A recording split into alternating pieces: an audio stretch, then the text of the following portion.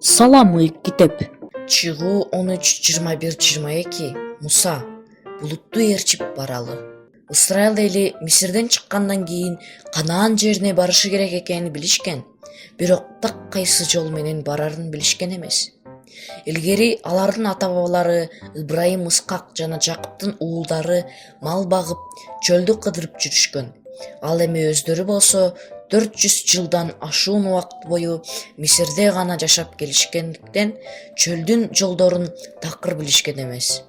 Чынында Муса өзү да акыркы 40 жылды чөлдө мал багып өткөргөн, бирок жол маселесинде ал да өзүнө ишене албагандай сезилет. Ошондуктан ал кайнатасынан чөлдө жүргөндө бизге көз болуп бер деп суранат. Бирок Мусанын кайнатасы өз мекенине кетип калат. Эми Муса менен Ысырайыл эли Канаанга кантип жол табышмак эле? Сандар китебинин 9-бөлүмүндө Ысырайыл элинин булутту ээрчип көчүп жүргөнү баяндалат. Эгер булут Кудайдын жыйын чатырында токтоп турса, Ысырайыл эли ошол жерде токтошчу. Булут кыймылдаганда алар чөлдө булутту ээрчип жүрүшчү. Булут токтогондо болсо, ошол жерге кайра жыйын чатырын тигип, булут кайра козголгонго чейин конуп турушчу. Ысырайыл эли 40 жыл бою ушинтип 40 жерге көчүп конуп жүргөн. Бир жолу көчүү деле оңой эмес иш болсо керек. Ал эми алар 40 жолу көчүп жүрүшкөн. Кээде жүктөрүн түшүргөндөй кийин 1-2 күн өтпөй кайра жыйнап көчүшкөн. Кээде болсо 3 жыл бою бир жерде кыймылдабай турушкан. Алар булутту ээрчип жүрүп, дагы бир аз ушул жерде калсак болмок экен, же болбосо бул жер жакшы эмес, булут качан козголот экен деп ойлонушкан жок бекен.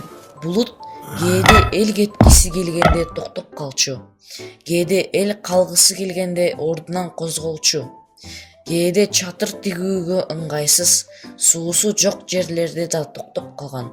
Ошондуктан Ысырайыл эли чөлдө башынан өткөргөн бардык нааразычылыгын жана наалуусун Мусага төгүп турушкан. Ал болсо мунун баарын көтөрүп жүргөн. Ошондуктан Сандар китебинин 12-бөлүмүндө Муса тууралуу жер жүзүндөгү бардык адамдардын ичинен эң момун адам деп айтылат. Муса өз тажрыйбасына да таянбай, чөлдү жакшы билген адамдардын жардамысыз жалгыз гана Кудайдын эрки менен кыймылдаган булутту ээрчип 40 жол жүргөн.